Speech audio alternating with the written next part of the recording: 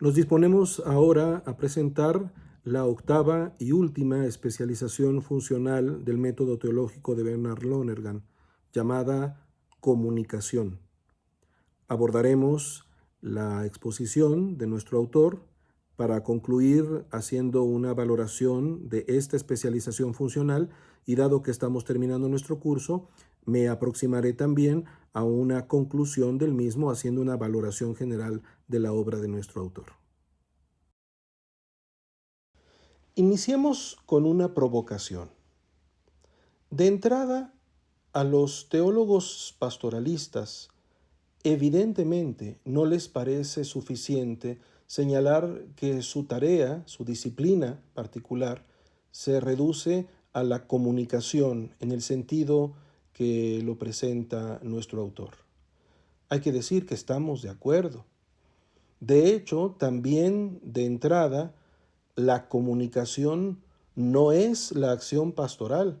Bastaría pensar que ya la manifestación de los resultados del propio camino teológico pide una comunicación. Para no ser injustos con nuestro autor y poder hacer una valoración más equilibrada de su aportación, hay que recordar que él ha señalado que la teología es una mediación cultural. Literalmente lo dice en la introducción de nuestra obra. La teología es una mediación entre una determinada matriz cultural y el significado y función de una religión dentro de dicha matriz. Y aquí, en base a esta comprensión de la mediación peculiar que realiza la teología, subrayada por el carácter comunitario de la fe, tanto en el nivel eclesial como en el nivel social en general, va a poderse entender qué es lo que está queriendo decir Lonergan con esta especialización funcional. Hay que recordar, por otra parte, uno de los elementos desarrollados en los primeros capítulos de la obra, concretamente cuando hablábamos del significado, de la significación, cuando se identificaban las 4 funciones de la significación: la función cognitiva, la constitutiva, la eficiente y la comunicativa. Precisamente en este orden se ubica la comunicación como la cuarta de las funciones de la significación. Otro problema que no queda al menos claramente expresado, explicitado, es por qué la comunicación corresponde al primer nivel de la intencionalidad. Si en las 8 especializaciones funcionales partimos del primer nivel de la intencionalidad hasta el cuarto, en las primeras 4 especializaciones, y luego nos regresamos de la del cuarto nivel de la intencionalidad al primero, ¿por qué expresamente la comunicación correspondería al primer nivel de la intencionalidad? Posiblemente se debe a que se trata del dato que entendido se expresa y por lo tanto se maneja como un dato al que hay que estar atento. El correspondiente es entonces la investigación de los datos que recaba esa información, y esta información ahora está susceptible precisamente en la comunicación que se lleva a cabo en el momento presente. Es la verificación histórica de lo que ahora acontece y que finalmente podrá ser parte de lo que en otros momentos se vuelva a investigar y a integrar en la acumulación de información.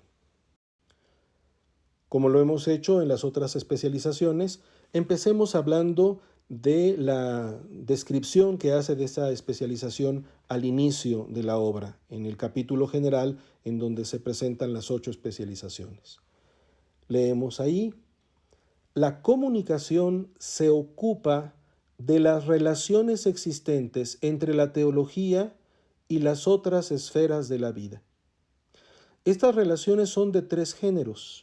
En primer lugar, las relaciones interdisciplinares con el arte, el lenguaje, la literatura y otras religiones, con las ciencias naturales y humanas, con la filosofía y la historia.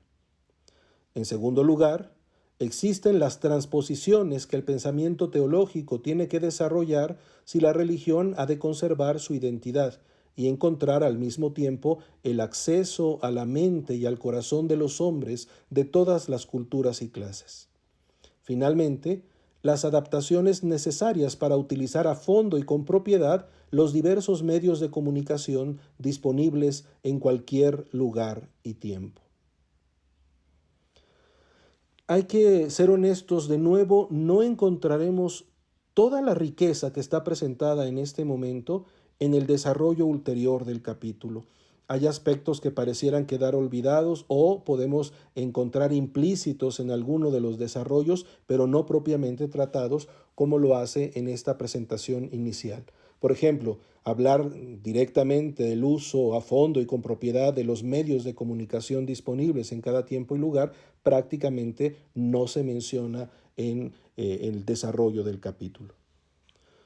Retomando la provocación que mencionaba al inicio de la exposición, también sorprende que se reconozca esta especialización funcional vinculada con la disciplina ya existente de la teología pastoral o práctica, como lo dice en la necesidad de una división. De hecho, a esta cuestión volverá al señalar como ejemplo no metodológico, sino ejecutivo de esta especialización el célebre Manual de Teología Pastoral de los teólogos alemanes. Ni los pastoralistas estarán de acuerdo en reducir su trabajo a lo que los teólogos sistemáticos han articulado, ni tampoco podemos aceptar que las tareas que aquí se asignan a otros niveles de mediación cultural se ejecuten solo en la pastoral. Me parece que hay muchos puntos todavía que trabajarse en esto sin quitarle el valor a la intuición fundamental de nuestro autor. No hay que olvidar, de hecho, que considera que esta octava especialización funcional es donde toda la reflexión que se ha venido recogiendo en los momentos anteriores aporta todo su fruto. Tiene, por lo tanto, una centralidad y relevancia mayores. El itinerario que se sigue ya dentro de nuestro capítulo puede ser un poco sorprendente y desequilibrado. Hay dos unidades muy breves que en realidad se relacionan con otros dos puntos tratados más extensamente, y la parte nuclear, que tendría que ver con una cierta eclesiología, o al menos una teología general de la Iglesia para la acción de la Iglesia, queda en una sola unidad con un contenido bastante rico. De cualquier manera, lo presentamos así. Primero, la comprensión de la significación y la ontología, y luego un desarrollo específico sobre la significación común. Luego, la ubicación del carácter comunitario de la comunicación en la esfera de la sociedad, del Estado y la Iglesia.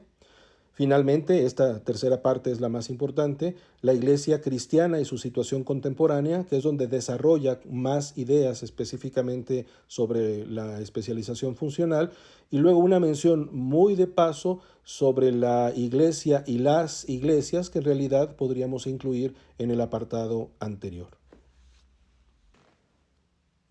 Como nos ha ocurrido en otras de las especializaciones, aquí se retoman algunos de los contenidos estudiados en los primeros capítulos. Concretamente, desarrollamos con más atención el concepto de significación. A la significación se le reconocen 4 niveles: una significación cognoscitiva, una significación constitutiva, una significación efectiva y una significación comunicativa. Evidentemente, en esta especialización, lo propio es la comunicación de un significado que ha sido cognoscitivo porque nos pone en contacto con un objeto, constitutivo porque el sujeto que habla, el sujeto que significa, queda involucrado en su propia realidad personal al hablar de aquel significado, y efectiva porque se refiere también a los dinamismos, operaciones y acciones del sujeto. Aquí nos recuerda directamente que cada uno de estos aspectos de la significación tiene su nota ontológica, es decir, la significación no es solamente una cuestión epistemológica, sino se refiere a una realidad estructural de la realidad. La significación es cognoscitiva porque el significado es real. Es constitutiva porque forma parte de la realidad del sujeto que significa. Es efectiva porque persuade y ordena a otros y orienta el dominio del hombre sobre la naturaleza.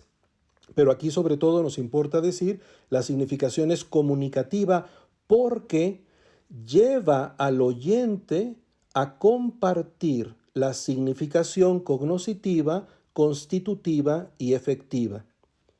Es decir, la clave del momento comunicativo se encuentra en la puesta en común de aquella significación cognoscitiva, constitutiva y efectiva. Lo propio de la comunicación es este poner en común. A esto se debe que se desarrolle con mucho cuidado la idea misma de la significación común. ¿Qué significa, valga la redundancia, que un grupo humano tenga un contenido en común y todo el dinamismo de la significación lo compartan los miembros de la comunidad? Va a desarrollar nuestro autor la idea de que una comunidad no es un simple conglomerado de individuos, sino que el constitutivo formal de la comunidad es justamente la significación común. Existe comunidad porque hay significación común. Y esta significación común es constitutiva tanto del individuo como del nivel colectivo, porque el individuo se reconoce miembro de una comunidad gracias a esa significación común de la que participa. Y al mismo tiempo es constitutiva del plano colectivo porque la comunidad misma queda constituida gracias a la existencia de esa significación común que tienen como participación los miembros de la misma sociedad. Se detiene nuestro autor observando la génesis de comunicación que lleva a compartir esas significaciones, pero también apunta a la existencia de divergencia, de la división por distintas comprensiones, por distintas acciones, por confusión, lo que nos remitiría a una nueva dialéctica a propósito de la significación común. No siempre se realiza adecuadamente la significación común. Es así que nuestro autor se detiene a desarrollar los ámbitos comunitarios, el de la sociedad y el de la iglesia. Ahí queda en el título también la indicación del Estado, que supone la organización de la sociedad. Recuerda aquí otro aspecto que había desarrollado previamente en los capítulos introductorios sobre el bien humano, como el bien humano, por una parte, incluye necesidades y capacidades de individuos, que en la sociedad se convierte en cooperación. Por otra parte, como la realidad de la vida incluye una plasticidad y una perfectibilidad que permite asumir funciones y realizar tareas en marcos de la cooperación para que haya un recto orden. Pero por otro lado, también el nivel de la libertad que atiende opciones fundamentales orientadas a la autotrascendencia o que pueden también tener a sujetos orientados a la alienación. El hecho es que, como todos tienen necesidades y las necesidades se satisfacen mejor con la cooperación, la estructuración social del bien es un fenómeno universal, aunque ciertamente pasa por estadios de desarrollo diferenciado. El fundamento de la sociedad es la comunidad, que va a poderse fundar sobre tres niveles de principios: un principio moral, un principio religioso o un principio cristiano. Llama él principio moral cuando el fundamento de la comunidad se da a partir de la responsabilidad personal y colectiva. Reconoce el principio religioso cuando se está hablando del don de Dios de su amor, de manera genérica. Y habla de principio cristiano cuando se intensifica el don interior del amor con la manifestación exterior debida a Jesucristo. Ahora bien, por esto, la sociedad requiere de un sentido comunitario y, evidentemente, la comunidad será siempre imperfecta. Se va a enfrentar siempre con búsquedas mejores de organización y de participación, pero también se puede deteriorar. Y es aquí que se va a desarrollar la idea de la iglesia. La iglesia es una de las organizaciones de la sociedad. Evidentemente está dando un salto en la comprensión de la naturaleza misma de la Iglesia. No me detengo ahorita en este punto. El hecho es que él analiza a la Iglesia en la situación contemporánea.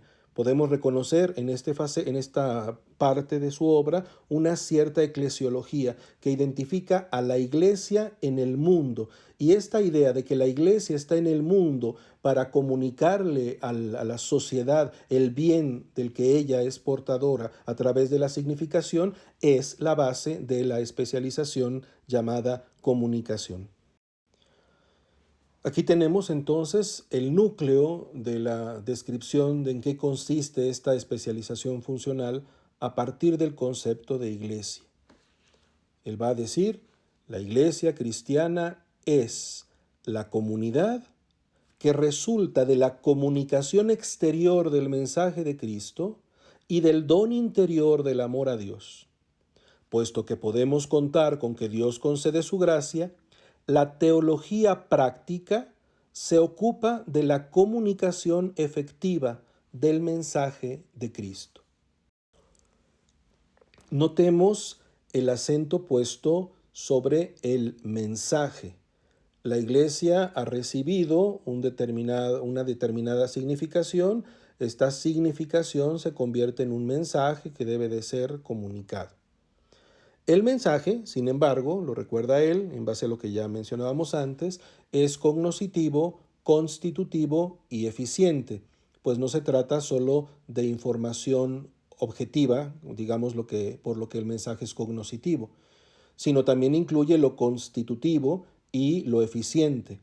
Esto incluye entonces en el mensaje cristiano lo que se cree, cognoscitivo, lo que se debe llegar a ser, lo constitutivo, y lo que se debe hacer, lo eficiente. La comunicación es la transmisión de esos elementos cognoscitivos, constitutivos y eficientes. Por ello, va a poderlo decir así de manera directa, comunicar el mensaje cristiano es llevar a otro individuo a compartir una significación cognoscitiva, constitutiva y eficiente que uno ha hecho ya propia. Para poder hacer esto, hay que conocer el mensaje, vivirlo y ponerlo en práctica. Llegado a este punto, nuestro autor desarrolla un planteamiento en el que se adelanta a la idea de la inculturación. Dado que el mensaje cristiano debe comunicarse a todas las naciones, se supone entonces que quien predica debe tener un horizonte amplio que le permita comprender la cultura y el lenguaje de los pueblos a los que se dirige, percibir sus recursos, su lenguaje y emplearlos con creatividad para que el mensaje cristiano no sea un factor disgregante ni una pieza extraña, ajena, sino que se inserte en la línea del propio desarrollo cultural de ese espacio en el que se está anunciando el mensaje del Evangelio. Aquí va a tomar distancia de lo que él llama un espíritu clásico, que quiere imponer su cultura porque la identifica como normativa, en razón de que identifica la verdad de la religión con la verdad de la cultura. Aquí se reclama un espíritu pluralista que reconoce la legitimidad de múltiples tradiciones culturales, donde hay ciertamente diversas diferenciaciones de conciencia. ¿Qué es lo que hace el que comunica el mensaje? Buscar caminos para transmitir ese mensaje. Desarrolla entonces una secuencia de ideas sobre las características de este proceso de transmisión, porque en realidad la comunicación, por una parte, supone una comunidad ya constituida, pero también es cierto que la comunidad se constituye y se va perfeccionando por la comunicación. Esto lo lleva a plantear entonces a la iglesia entendida como un proceso de autoconstitución que se desarrolla en el interior de la sociedad mundial. Y esto constituido, como siempre, por el mensaje cristiano objetivo, y el don interior del amor. Señala que se trata de un proceso estructurado en el que la Iglesia va formando, en el sentido de educando a su personal, distinguiendo funciones y asignando tareas, todo bajo la clave de la caridad. Recuerda además que es un proceso de apertura hacia el exterior, pues no existe para sí misma, sino para la humanidad. Lo llama también un proceso redentor, porque permite al hombre liberarse del pecado que lo aliena de su ser auténtico. Pero en todo esto se reconoce un proceso autoconstitutivo en el que la Iglesia desarrolla una conciencia creciente de esa misma autoconstitución.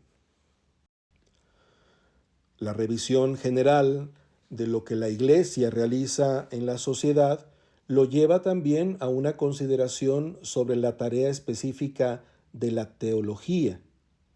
Si sabemos que la teología no agota al hombre, sino que ilumina ciertos aspectos de la realidad humana, por eso mismo la teología necesita vincularse con todas las demás ramas importantes de las ciencias humanas. Y aquí también tenemos un adelanto teórico hacia el concepto de la interdisciplinariedad. Así como la teología tiene sus propias especializaciones funcionales, él va a hablar de la necesidad de integrar a las ciencias desde esta misma clave de una epistemología general. Va a señalar que no todos los marcos teóricos estarán de acuerdo sobre los contenidos, pero también aquí el recurso a la dialéctica ayudará a la integración. Pero además la dialéctica puede servir a establecer políticas contra la alienación y la ideología. Entonces, la integración de las investigaciones, más allá de la pura teología, distinguirá entre políticas, planificación y ejecución. Quedan entonces, además de la integración de las diversas disciplinas científicas, la tarea de progresar en el conocimiento científico mismo, de persuadir tanto a personas influyentes como eminentes para que el progreso sea completo e imparcial, y también de convencer a quienes determinan las políticas para una planificación hacia el progreso. Esta integración de investigaciones corresponde, considera él, a una exigencia profunda de la situación contemporánea. Completa el capítulo hablando de la Iglesia y las iglesias en una perspectiva ecuménica que integra desde las mismas claves de comprensión. Concluido así el capítulo, me parece que podemos hacer algunas observaciones personales sobre esta especialización funcional. Tal vez, a diferencia de otras de las especializaciones, aquí nos encontramos con un planteamiento menos logrado. A propósito de la primera parte que lo anuncia y en la descripción final, no parece tan matizada ni tan completada, parece más bien un bosquejo general que un trabajo ya cerrado.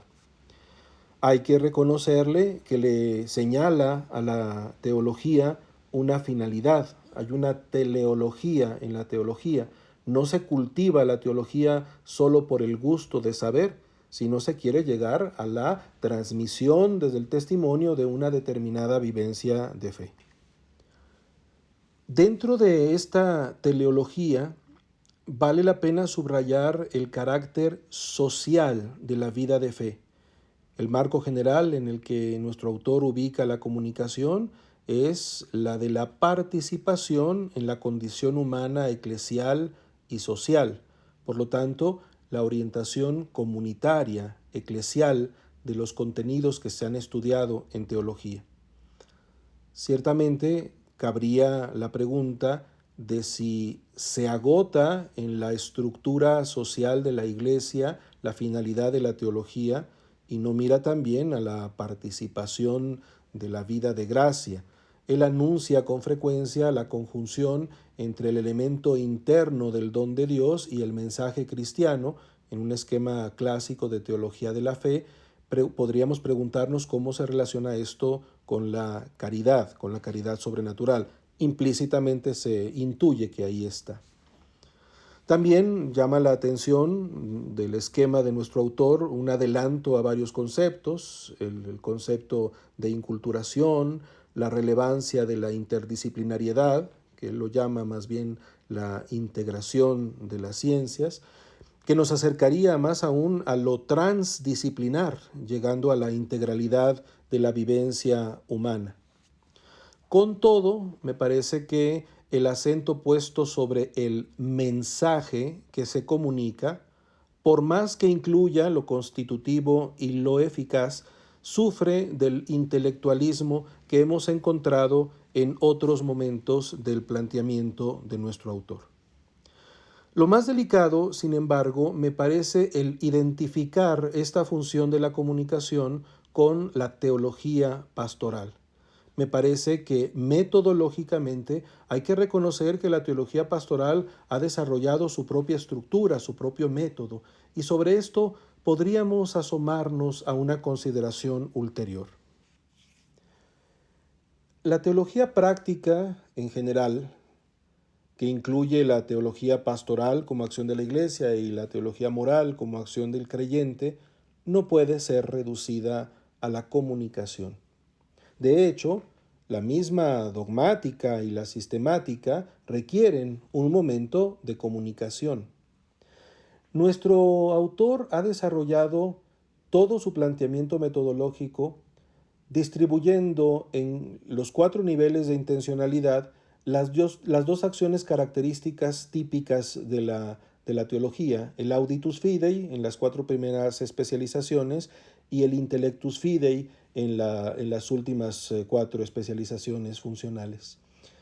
¿No podríamos nosotros aquí, desde la especificidad epistémica de la acción eclesial, detenernos desde el esquema mismo de las 8 especializaciones funcionales a una propuesta novedosa del método de la teología pastoral, el conocimiento de la acción de la Iglesia, los elementos de la acción en el contexto, la verdad de la acción, las elecciones en la acción, la ejecución de la acción eclesial?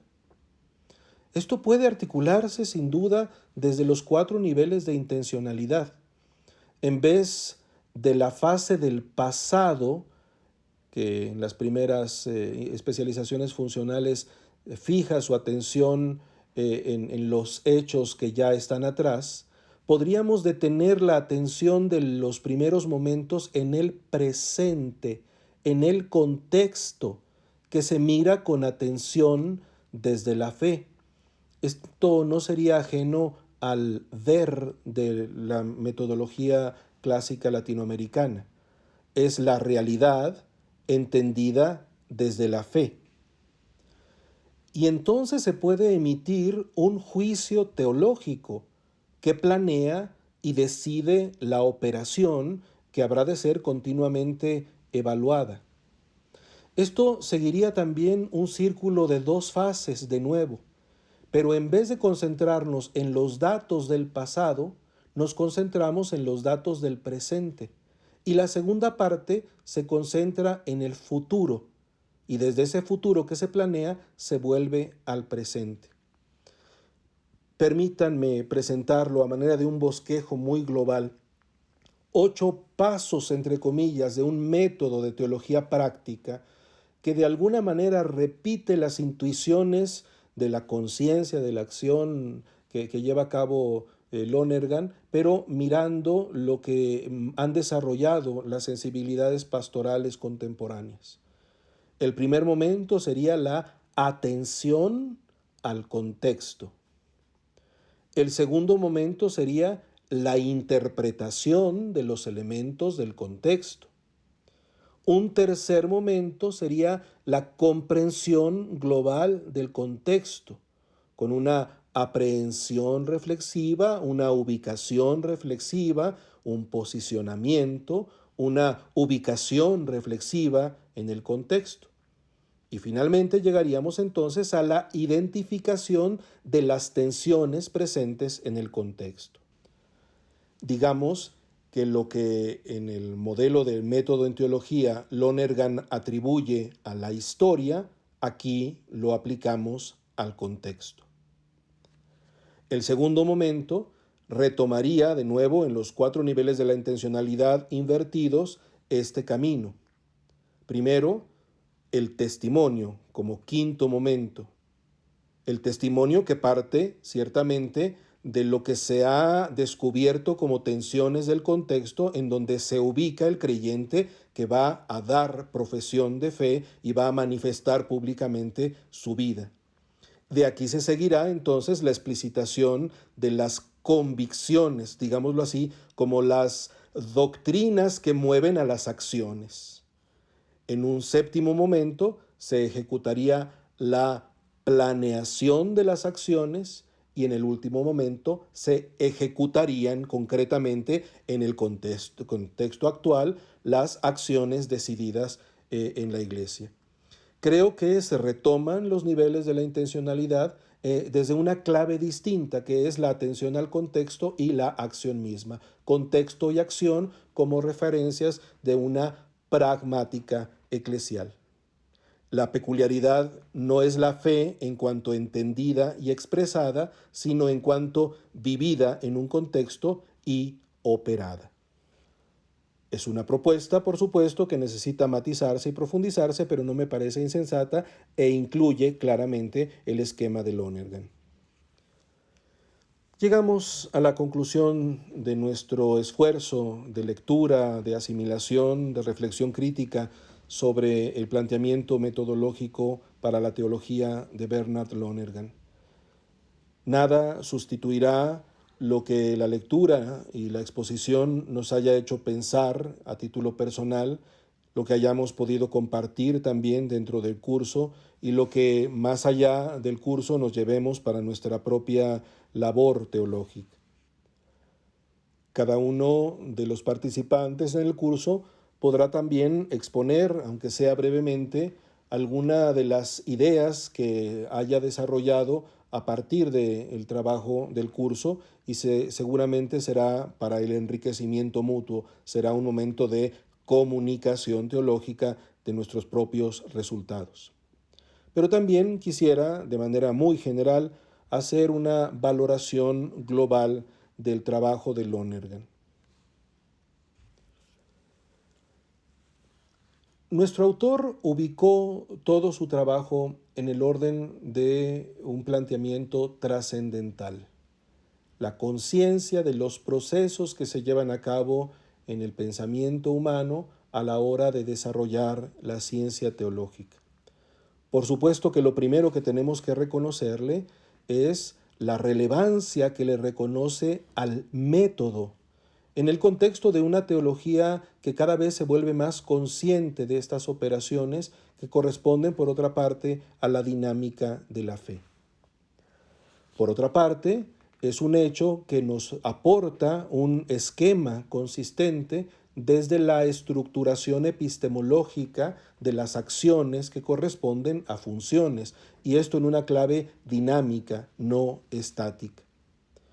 Me parecen pertinentes las distinciones que realiza de los dos momentos, que podríamos llamar positivo y sistemático, de la teología clásica, y también la pertinencia de los 4 niveles de la intencionalidad, que le permite evitar la confusión de acciones que tantas veces se encuentra en la ensayística teológica contemporánea. A pesar de ello, no deja de presentar globalmente un acento intelectualista. Él no deja de ser más un teólogo dogmático y sistemático que un teólogo pastoral o incluso que un teólogo histórico. No se diga un teólogo pastoral. Las acciones propias, de hecho, de la teología práctica, ya sea moral o pastoral, quedan bastante débiles, como ya lo pudimos mostrar ahora mismo. Pero lo cierto es que él mismo, incluso en ese intelectualismo, se manifiesta abierto a facetas que trascienden lo puramente intelectual, buscando la conversión, hablando del momento de gracia. Todos estos son elementos que permitirían desde el mismo esquema de Lonergan superar ese intelectualismo. Me parece que su esquema tampoco da clara cuenta de otro tipo de ejercicios teológicos, como el que señalaríamos en una teología más inductiva. Con todo, el esfuerzo, el bosquejo que yo mismo les presentaba de una teología pastoral en la clave de Lonergan nos muestra que el esquema de Lonergan sigue siendo pertinente incluso más allá de los ámbitos en los que él llega a moverse. Es indiscutible para nosotros la relevancia del momento de la teología positiva y la teología sistemática y en particular la distinción entre los elementos de las doctrinas y los elementos de explicación sistemática. No me parece tan claro que de las 8 especializaciones que él maneja resulten auténticamente 8 disciplinas o bloques de disciplinas. Su esquema es muy sugestivo en los 4 niveles de la intencionalidad.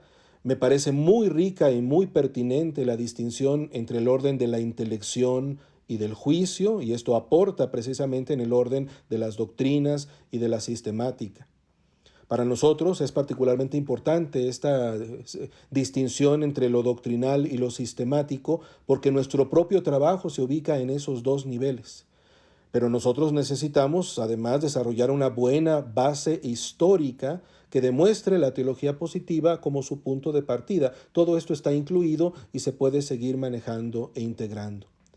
Queda la pregunta sobre cómo integrar desde el principio los elementos contextuales de la propia vivencia.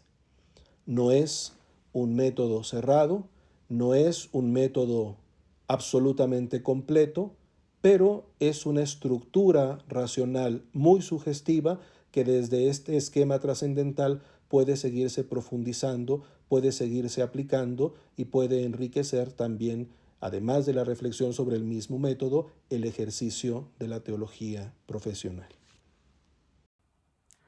Bernard Lonergan es un clásico de la teología del método teológico.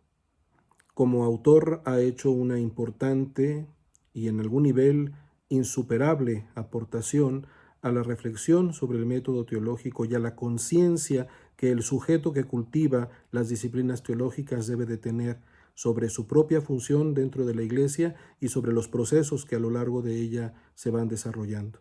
Sin duda, tiene limitaciones que en buena medida se deben a su ubicación en el tiempo en el que le tocó vivir, pero que abren sin duda también expectativas enormes para quien desee seguir cultivando la teología, particularmente quien desee ser consciente del método teológico.